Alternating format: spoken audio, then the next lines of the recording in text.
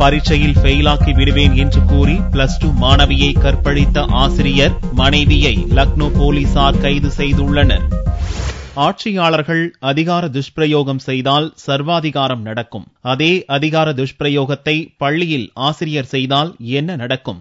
உத்தரப்பிரதேச மாநிலம் லக்னோவில் உள்ள ஒரு பள்ளியில் படித்து வந்த +2 மாணவியை பரீட்சையில் ஃபெயிலாக்கி விடுவேன் என்று கூறி ஆசிரியர் காம இச்சைக்கு பயன்படுத்தியுள்ளார். இதன் காரணமாக மாணவி கர்ப்பம் தரித்த போது ஆசிரியர் அவர் மனைவி சேர்ந்து மாணவிக்கு கருக்கலைப்பு செய்துள்ளனர். ஒரு கட்டத்தில் பொங்கி எழுந்த மாணவி தனது குடும்பத்தாரிடம் நடந்ததை சொல்ல ஆசிரியர், மனைவி மற்றும் கருக்கலைப்பு செய்த 2 மருத்துவர்களை லக்னோ போலீசார் கைது செய்துள்ளனர். குழந்தைகளுக்கு ஒழுக்கத்தை போதிக்க வேண்டிய ஆசிரியரும் உயிர்காக்கும் உன்னதமான மருத்துவ தொழிலில் ஈடுபட்டுள்ள மருத்துவர்களும் கூட்டுச்சதி செய்து மாணவியின் வாழ்க்கையை சீரழித்த சம்பவம் உத்தரப்பிரதேசத்தில் பெரும் பரபரப்பை ஏற்படுத்தியுள்ளது.